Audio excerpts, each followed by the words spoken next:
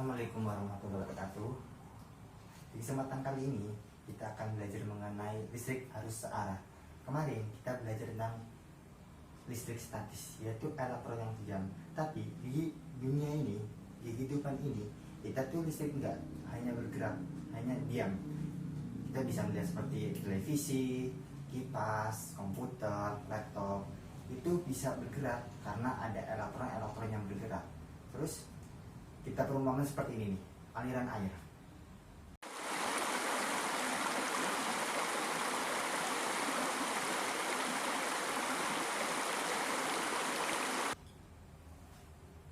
Nah, aliran air mengalir dari potensial yang tinggi menuju potensial yang rendah. Begitu juga elektron. Elektron itu mengalir dari potensial tinggi menuju potensial yang rendah. Aliran air atau listrik banyaknya muatan yang melewati pengantar listrik pada periode waktu tertentu, sehingga dapat kita rumuskan I sama dengan Q bagi T. I itu adalah arus listriknya, Q itu muatannya, T itu adalah waktunya, dengan satuannya yaitu ampere. Tapi apa aja sih yang membuat listrik mengalir, dan apa aja sih hambatan-hambatan pada listrik? Berbeda bingung? Mari kita bahas.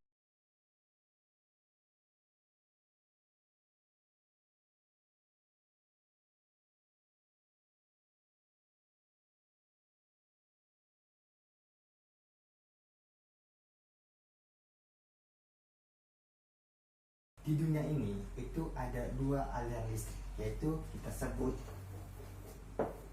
AC dan DC. DC itu seperti aliran air, yaitu mengarus satu arah. Begitu juga elektron-elektronnya mengalir satu arah. Sedangkan AC atau alternatif current itu aliran listriknya mengalir dua arah, yaitu ke kanan ke kiri, ke kanan ke kiri. Contoh dari AC itu seperti rumah kita, yaitu mengalir pada aliran rumahnya. Nah, sedangkan DC itu seperti laptop, HP, itu mengalir satu arah saja. Nah, sekarang kita akan belajar mengenai DC atau direct current. Terus, kenapa sih listrik elektron itu bergerak? Bukankah kalau bergerak itu membutuhkan energi? Nah, kita perumahan seperti ini. Ini bola. Bola jika kita diamkan seperti ini, itu hanya memiliki EP atau energi potensial. Sedangkan kalau kita jatuhkan, itu akan memiliki EK, energi kinetik. Nah, energi kinetik inilah yang menyebabkan elektron-elektron bergerak sehingga menghasilkan energi. Sama dengan bola, aliran listrik juga mengalir dari potensial tinggi menuju potensial rendah. Sehingga kita bisa sebut tegangan atau voltase adalah energi yang dibutuhkan untuk memindahkan muatan listrik sebesar satu kolom. Secara matematis kita dapat menulisnya itu V sama dengan Q dibagi E dibagi Q. V itu tegangannya, E itu energinya, Q itu muatannya. Semisal ada gambar seperti ini.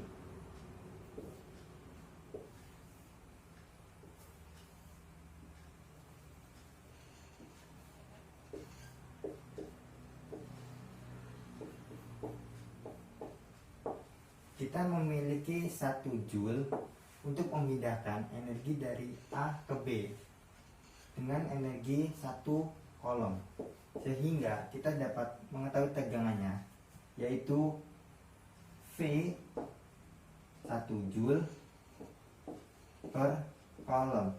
Tapi tunggu dulu, elektron itu kan negatif, sedangkan 1 joule per kolom itu kan positif. Bisa seperti itu ya. Untuk mengetahuinya, kita kembali ke abad 18, yaitu ditemukan oleh Benjamin Franklin arus listrik tersebut. Dia berasumsi bahwa listrik mengalir dari muatan yang berlebihan atau positif ke muatan yang memiliki kekurangan muatan atau negatif. Baru abad ke-19 ilmuwan sadar bahwa yang mengalir itu sebenarnya elektron dari negatif menuju ke positif, asalkan digunakan secara konsisten dan arahnya tidak mempengaruhi, maka ilmuwan tidak berupa tersebut akhirnya tetap terjadi. Ini saya punya sebuah baterai. Baterai ini itu mengalirkan listrik dari yang positif itu menuju yang negatif, tapi elektronnya itu mengalir dari negatif menuju ke positif. Dan baterai ini itu mempunyai GGL. GGL adalah beda potensial antara ujung-ujung mengantar sebelum dialiri listrik. Nah, semakin beda potensial tinggi, maka semakin besar arus listriknya. GGL atau gaya gerak listrik dengan satuannya volt. Nah, baterai itu kita bisa dapat menghitungnya, yaitu V-nya sama dengan E-nya dengan rumus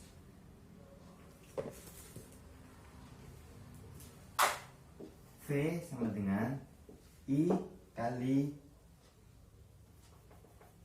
E dikurangi I kali R-nya. Misal kita punya baterai dengan tegangannya 4 volt, E-nya sama dengan 14 volt. Kemudian kita mempunyai hambatannya 3 ohm, R-nya kita mempunyai 3 ohm. Kemudian kita dialiri listrik dengan aliran listrik 4 volt.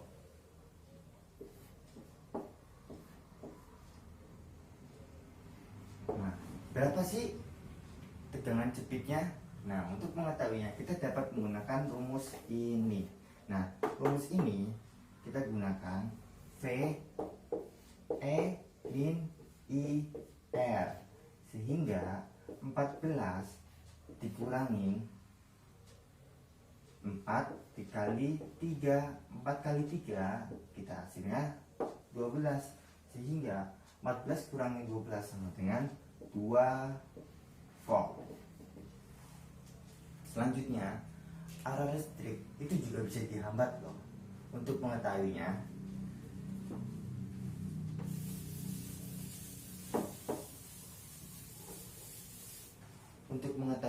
kita melihat video berikut.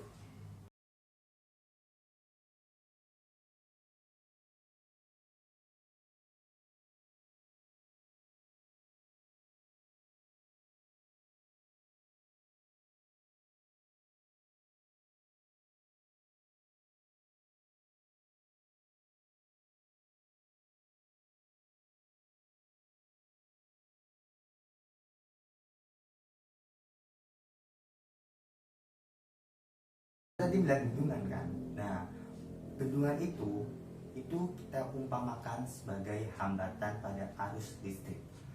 Semakin besar yang tertutupnya itu, maka aliran listriknya itu akan semakin banyak. Sedangkan semakin kecil, maka aliran listriknya itu akan semakin kecil. Hambatan listrik itu, arus listrik ditemukan oleh George Ohm pada tahun 1827. Dia berpikiran bahwa arus listrik I berbanding lurus dengan V-nya, tegangnya, dan berbanding terbalik dengan hambatannya.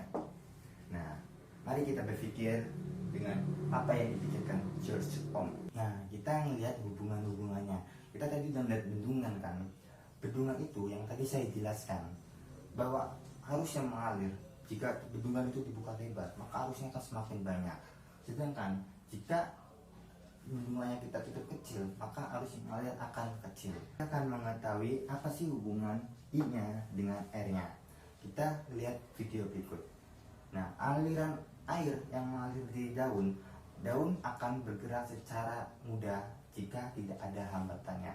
Sedangkan yang sampingnya, daun akan mengalir dengan kesulitan karena banyak hambatannya, sehingga ketika hambatannya kecil maka arusnya akan besar. Begitu juga sebaliknya, ketika hambatannya besar maka arusnya akan kecil. Sehingga untuk I itu satuannya ampere, untuk V-nya itu volt, R-nya itu satuannya ohm, atau kita tulis I-nya sama dengan ampere, untuk V-nya sama dengan volt, dan untuk R-nya itu seperti ini atau kita sebut ohm. Nah,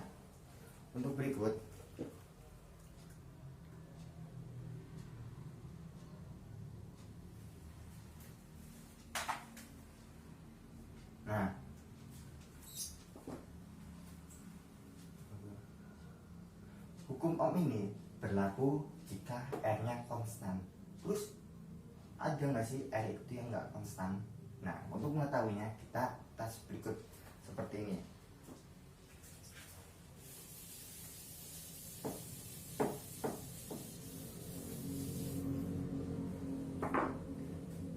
Nah, rumusnya R sama dengan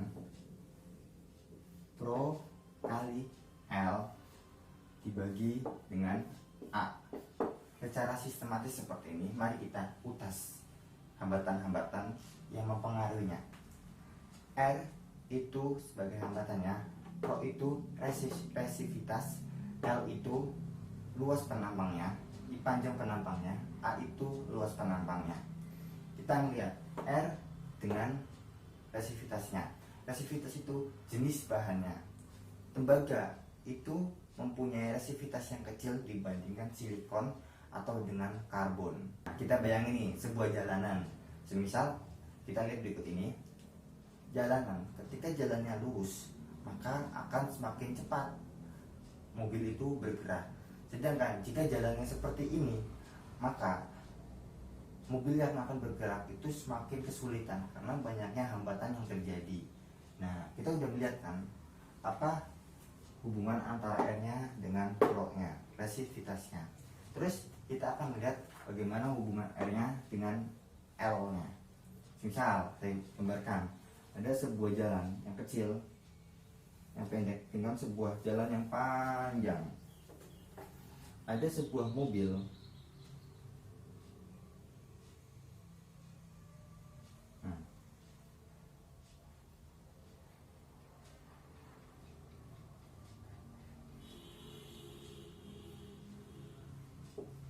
ada sebuah mobil yang akan berjalan.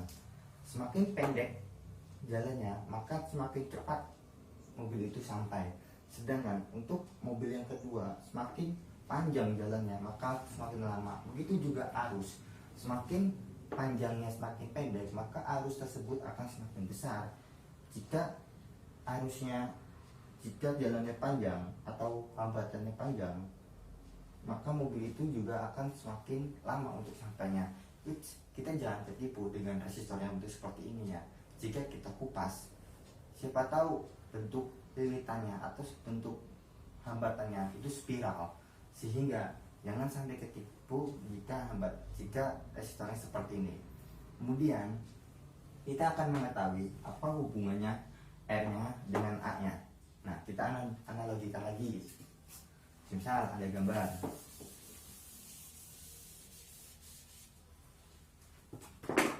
Yang pertama, jalannya besar. Sedangkan yang kedua, jalannya itu kecil. Nah,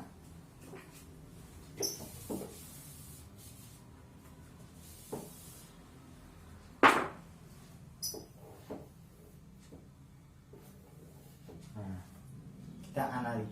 Nah, apa sih hubungannya R-nya dengan A-nya? Kita analogikan lagi. Lihat video berikut. Nah, video ini jika kita lihat semakin besar jalannya ketika kita mudik, maka akan semakin gampang kita berjalan.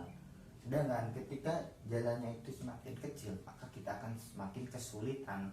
Begitu juga hambatannya. Ketika hambatannya ini besar, ketika jalannya besar, maka akan semakin mudah untuk melewatinya. Sebaliknya, jika hambatannya kecil, maka akan semakin kecil juga arus yang mengalir. Begitu.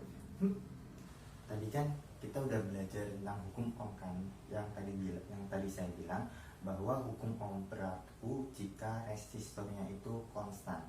Terus bagaimana sih maksudnya? Maksud dari resistor yang konstan itu ada resistor yang tidak konstan, yaitu dengan rumus delta R sama dengan alfa dikali R0 dikali delta T.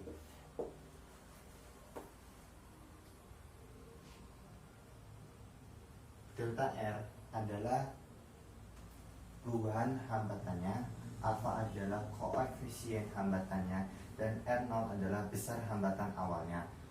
Delta T adalah perubahan suhunya dengan T2 dikurangin T1. Coba kita bayangkan ketika kalian bermain laptop, bermain HP, semakin banyak folder yang kalian buka, maka laptop itu akan semakin panas. Begitu juga resistor, semakin panas resistor tersebut, maka akan semakin besar arus yang akan terhambat. Sebaliknya, jika resistor itu semakin dingin, maka akan semakin kecil resistor itu menghambatnya. Selanjutnya, kita akan belajar mengenai rangkaian seri dan rangkaian paralel. Kita lihat video berikut.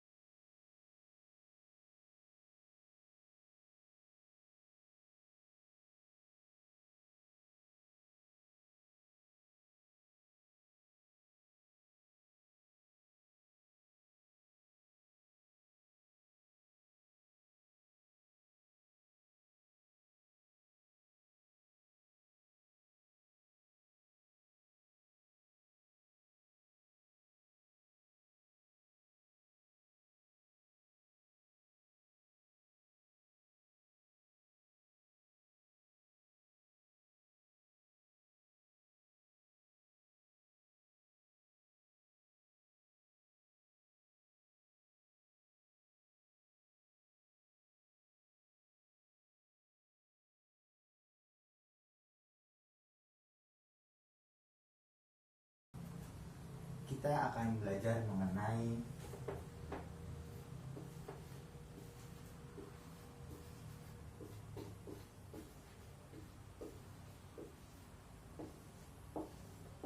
rangkaian seri dan paralel. Kita tadi sudah melihatkan bagaimana bermacam-macam arus listrik yang digunakan dalam kehidupan sehari-hari. Contoh dari rangkaian seri itu seperti nyala lampu mobil pada mobil-mobil yang ada di alun-alun. Kemudian contoh dari rangkaian paralel itu seperti sutet, seperti listrik yang ada di rumah kita, terus charger yang kita colokkan gitu. Itu adalah contoh dari rangkaian paralel. Seri memiliki kelebihan dan kekurangan. Kelebihannya yaitu nyala lampu yang lebih terang. Kekurangannya, salah satu lampu jika diputus maka lampu yang lain tidak akan menyala. Yang kedua, sumber energi akan cepat habis.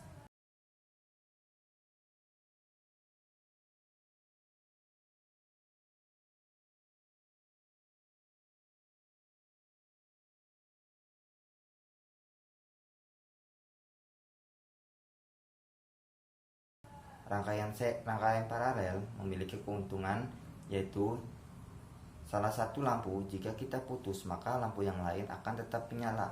Sumber energinya tidak akan cepat habis. Kekurangannya yaitu nyala lampu tidak seterang dari rangkaian seri.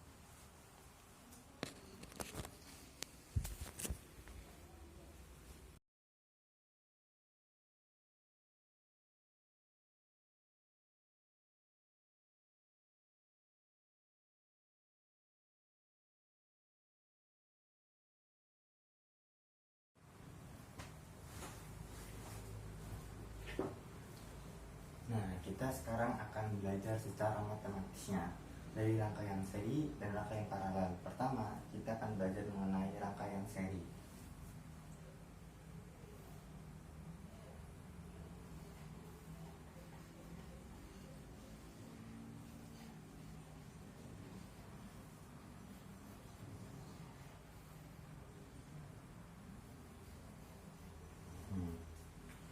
Contoh dari rangkaian seri itu seperti gambar berikut.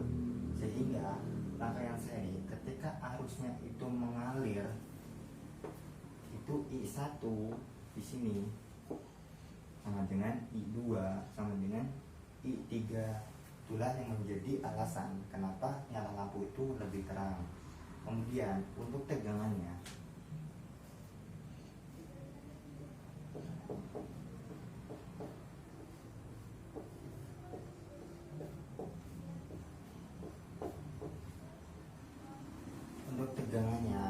itu adalah V total sama dengan V1 tambah V2 tambah V3. Itu yang mengakibatkan kenapa sumber energinya itu cepat habis. Kemudian kita akan cara menghitung hambatannya. Untuk menghitung hambatannya itu adalah R1 tambah R2 tambah R3. Rangkaian seri kita tinggal menjumlahkan dari R1 nya tambah R2 nya ditambah R3 nya. Kemudian kita akan belajar mengenai rangkaian paralel.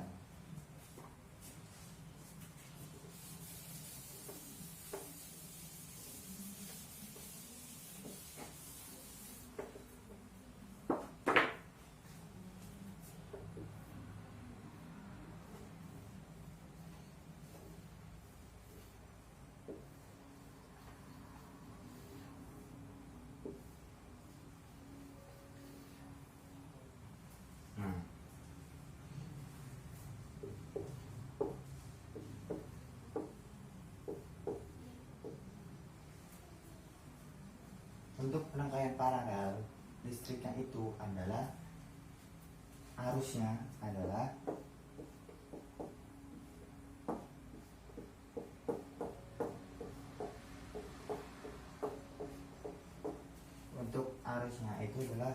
arus pertama ditambah arus kedua tambah arus ketiga baru menjadi arus totalnya.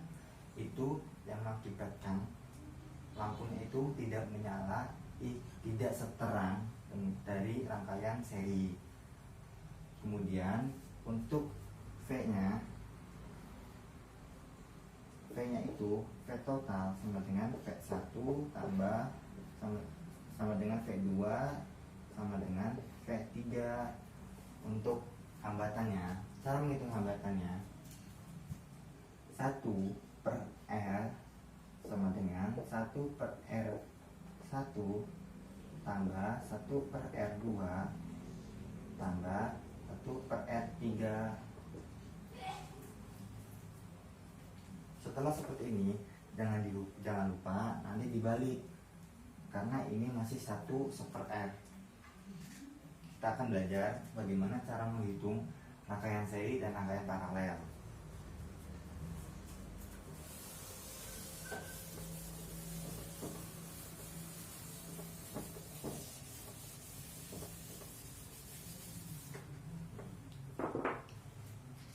Kita akan menghitung ada sebuah rangkaian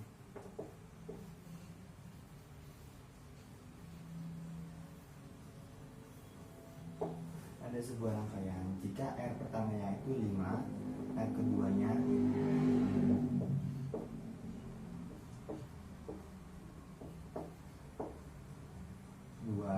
R ketiganya 1. Berapa hambatan yang ada di rangkaian tersebut? Caranya cukup mudah, kita tinggal menambahkan dari masing-masing R-nya. R sama dengan R1 tambah R2 tambah R3. Kita tinggal jumlahkan saja.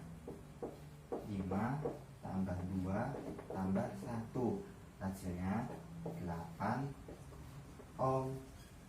Untuk arusnya itu kan seperti yang kita sebut tadi, sama arus pertama, arus kedua tambah arus ketiga itu. Kemudian kita akan belajar cara menghitung dari rangkaian paralel.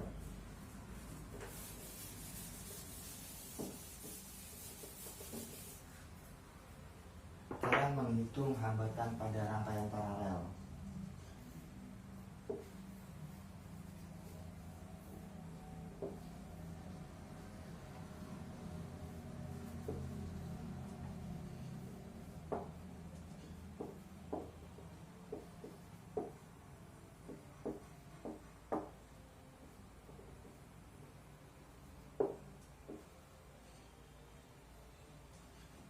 3. R1 nya 2, R1 nya 2 ohm, R2 nya 3 ohm, R3 nya 2 ohm. Cara menghitungnya cukup mudah, yaitu 1 per R sama dengan 1 per R1 tambah 1 per R2 tambah 1 per R3. Kita jumlahkan 1 per 2 tambah 1 per 3 tambah 1 per 2. Kita samakan penyebutnya 6. 3 tambah 2 tambah 3, 8 per 6. Jadi R nya itu sama dengan 6 per 8 atau 3 per 4 ohm. Itu cara menghitung dari rangkaian paralel. Selanjutnya kita akan belajar mengenai hukum Kirchhoff. Hukum Kirchhoff itu sangat penting ya, karena biasanya keluar pada materi-materi SNMPTN ataupun penerimaan perguruan tinggi. Untuk hukum Kirchhoff ini adalah materi terakhir pada DC atau direct current.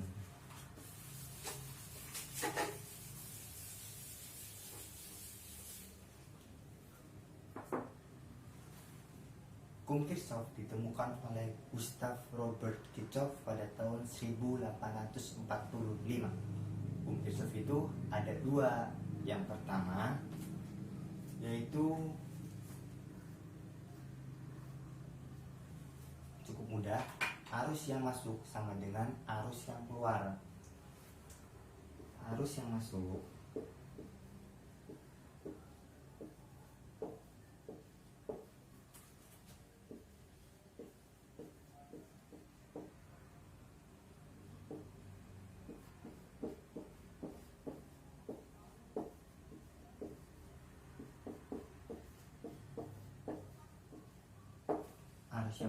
sama dengan arus yang keluar. Misal ada sebuah arus, ada percabangan. Di sini adalah I1, di sini I2, di sini I3. Sehingga I1 itu sama dengan I2 tambah I3. Seperti ini adalah bunyi hukum Kirchhoff yang pertama. Kemudian hukum Kirchhoff yang kedua.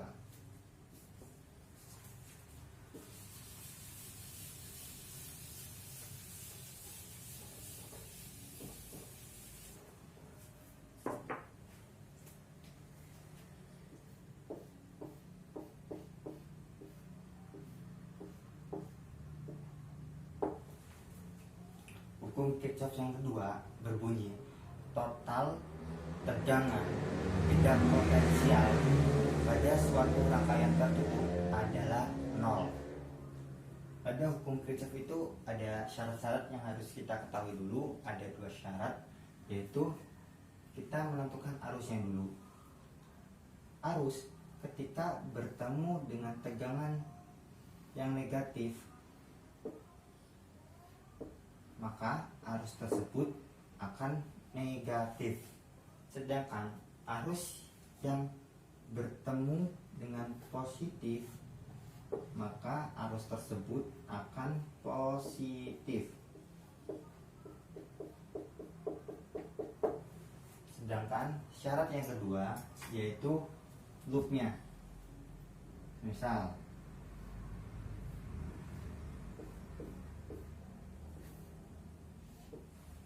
loopnya jika bertemu dengan negatif, maka loop tersebut nanti akan negatif.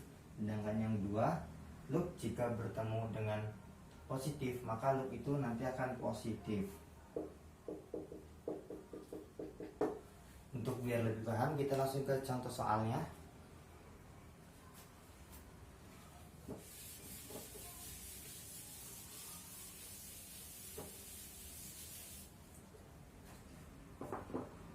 Nah, untuk contoh soalnya seperti ini. Misal ada sebuah rangkaian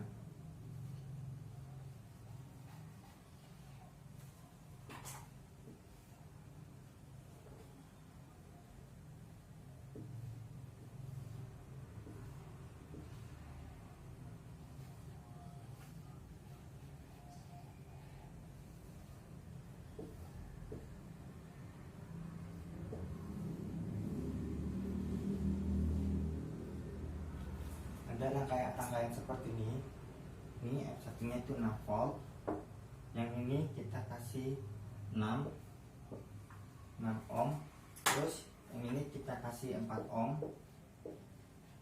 dan yang ini kita kasih 12 volt.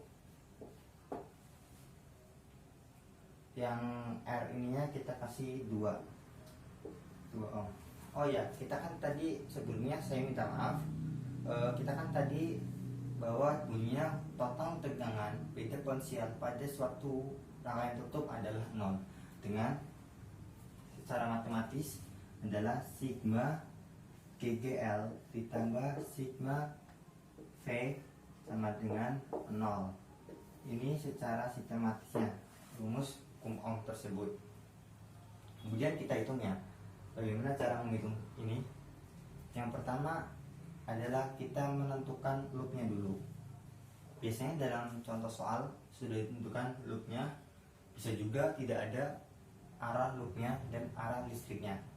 Misal kita kasih arah listriknya arahnya seperti ini dan loopnya seperti ini, berlawanan dengan jarum jam. Yang pertama kita tulis rumusnya dulu, sigma GGL tambah sigma V sama dengan 0. Sigma GGL nya berapa? Pertama kita menemui min 12, kita tulis min 12.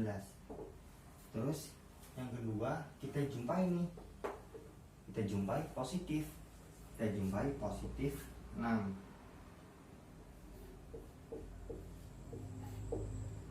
Nah, kemudian kita ini semisal di R1, ini R2, ini R3.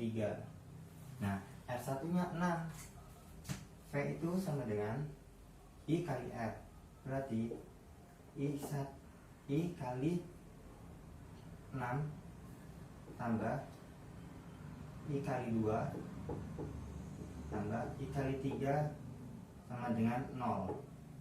Sehingga kita tulis 6 kurangin 12 kurangin 6 sama dengan min 6 volt. 6 tambah 6 tambah 2, 6 tambah 4 tambah 2, dengan hasil 6 sama dengan min 12, dengan hasil 12 I nya sama dengan 0. Kita ubah 12I sama dengan 6, tidak luas, 6 bagi 12 sama dengan setengah atau 0,5 ampere. Ini untuk 6/12 atau 0,5 ampere. Kemudian kita kan ini masih sederhana ya, ada yang lebih rumit lagi, yaitu jika terjadi ada 2 loop. Kita langsung saja untuk yang kedua. Coba gambarkan.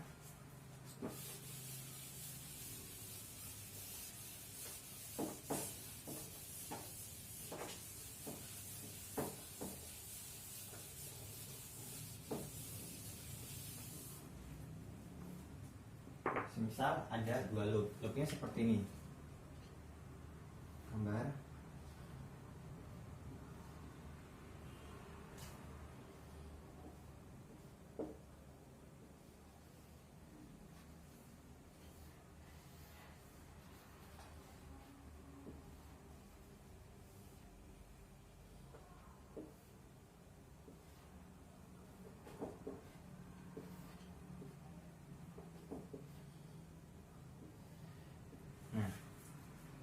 Kita punya gambar seperti ini dengan volt yang pertama kita kasih 4, yang kedua kita kasih 4, yang R ini R1, ini R2, ini R3.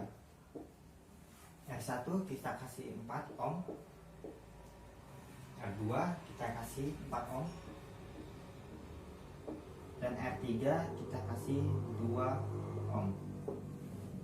Nah, kita akan menghitung bagaimana cara menghitung arus yang terjadi pada R3. Nah, arus yang jadi bertiga, pertama kita menghitung satu persatu. Ini persamaan yang pertama, yang ini yang kedua. Yang pertama kita harus menentukan arusnya dulu, karena di sini tidak ada arusnya. Kita kasih arusnya, misal arusnya ini akan yang masuk, ini sama dengan keluar, karena seperti bunyi hukum Kirchhoff yang pertama, I masuk sama dengan I yang keluar. Terus kita kasih perputaran loopnya seperti ini. Kita bikin searah dengan arusnya saja ya. Yang kedua seperti ini. Nah, persamaan yang pertama, misal ini yang pertama loopnya bertabrakan dengan negatif, jadi min 4 volt. Terus rumusnya dulu, rumusnya sigma DGL tambah sigma V sama dengan 0. Nah, persamaan yang pertama, terus kita loopnya itu menanduk yang min, jadi min 4 volt ditambah ini sebenarnya bukan ditambah ya, karena arusnya itu sejalan dengan loopnya 4 ohm. 4 I1 tambah yang kedua 2 I3 sama dengan 0. Tadi kita sudah mendapatkan persamaan yang pertama, yaitu I3 sama dengan I1 tambah I2. Yang kita dapat sini I1 I2 sama dengan I3. Arus yang masuk sama dengan arus yang keluar. Jika kita ubah, misal I1 sama dengan I3 dikurangin I2, boleh kan seperti ini kan? Kita rubah saja. Nah, ini I1 sama dengan, kita rubah seperti ini. Yang 4-nya kita pindahkan saja biar lebih mudah. 4I1 tambah 2I3 sama dengan 4V. Terus 4 dikali I3 min I2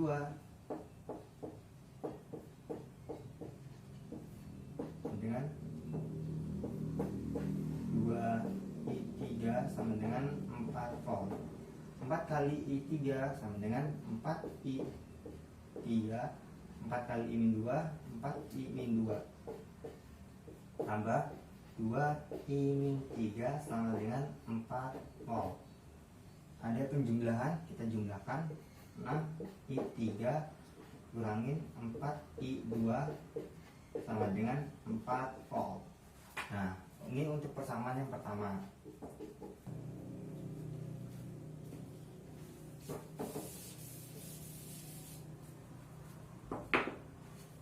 Selanjutnya loop yang kedua. Loop yang kedua kita tentukan loopnya, arahnya pertama menanduk min. Jadi min 4V sama ditambah. Kenapa ditambah? Karena arusnya searah dengan loopnya. 2I3 tambah 4I2 sama dengan 0. Kita pindah ruaskan, 2I3 tambah 4I2 sama dengan 0. Nah, ini kan kita dapat persamaannya tuh 6. Nah, selanjutnya saya pindah ke sini ya.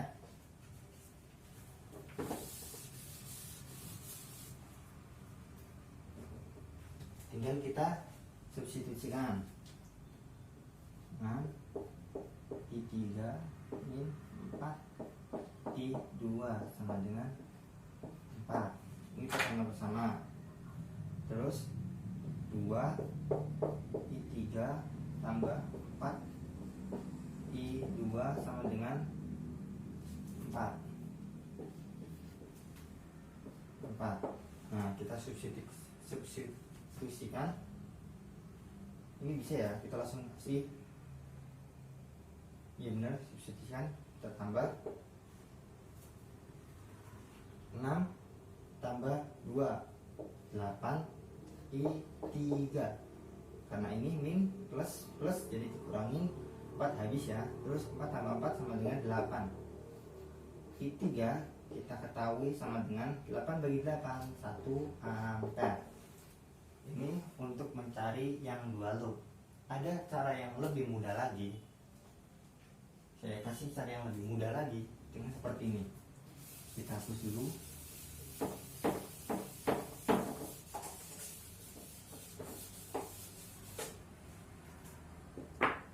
Cara ini berlaku jika rangkaiannya hanya seperti ini ya. Ini adalah contoh tepat jika dikerjakan dalam perguruan tinggi. Masuk perguruan tinggi, kita langsung tulis I3 sama dengan sigma IGGL 1 dikali R2 tambah GGL 1 tambah dikali R1. Terus ini ya, R1 dikali R2 tambah R3 kali R2 tambah R3 kali R1. Seperti ini rumusnya. Kita masukkan saja. Sigma satunya sama dengan 4. 4 kali 4 tambah 4 kali 4. Kemudian 4 kali 4 ditambah 2 dikali 4 tambah 2 kali 4. Dengan hasil 4 kali 4 sama dengan 16 tambah 4 kali 4 16. 4 16. 2 kali 4 8 tambah 2 kali 4 8. 16 tambah 16 sama dengan 32. 16 tambah 8 tambah 8 sama dengan 32. 32 dibagi 32 sama dengan 1 ampere. Jadi I3 nya itu 1 ampere. Bagaimana? Lebih mudah ini atau pakai cara yang tadi? Sebenarnya sama saja, kita tinggal menggunakan logikanya. Jadi hukum Kirchhoff itu ada satu dan ada hukum Kirchhoff yang kedua. Sekarang kita review lagi ya. Tadi pembelajaran yang telah kita dapat. Yang pertama adalah listrik itu ada dua, yaitu AC dan DC. Yang kita ajarin yaitu DC, direct current atau listrik arus searah.